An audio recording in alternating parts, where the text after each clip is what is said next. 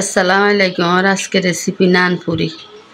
এই জায়গায় আপনার পরিমাণ মতো লইলাম আপনার প্রায় 3 কাপের অল্প কম 3 কাপ ময়দার গুঁড়ি, এরপরে 2 চামচের মতো ডিপ্লোমা দুধ, এরপরে পরিমাণ মতো লবণ, 2 চামচের মতো চিনি, এরপরে লইম ইস্ট লইম 1.5 চামচ।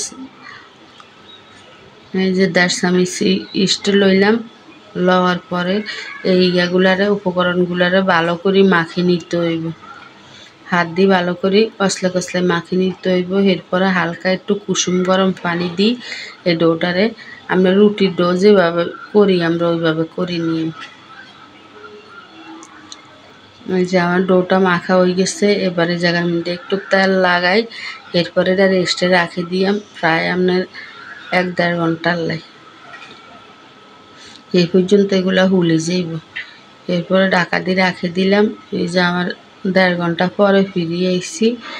এরপর ডোটা প্রায় হুলে গেছে কিন। এবার এগুলারে ভালো করে মথি, ওই যে জায়গায় বানাইম ওই জায়গায় করে লইলাম, পরিষ্কার করে লই। এই জায়গার মধ্যে একটা একটা করে এভাবে লুচি ইয়াল্লাই পুরিল্লাই এগুলা কাটি লইম। আমরা রুটির ডো যেভাবে করি ওইভাবে লেচি কাটি লইম একটা একটা করে।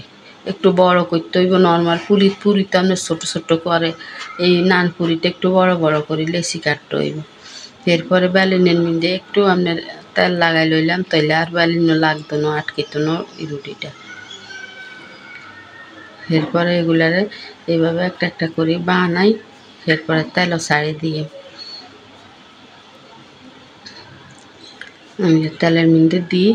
এরপরে এরকম করে চাপি। আমার আসলে গ্যাস একটু কম আছিল, যদি আপনারা বাজেন তাইলে ফুল গ্যাস থাকলে বাইজবেন, তাইলে যে আপনার পুরিটা দেওয়ার সাথে সাথে ফুলি যাই আর চাপতে হয় না। এই যে এইভাবে সবগুলা পুরি বানাই লইম।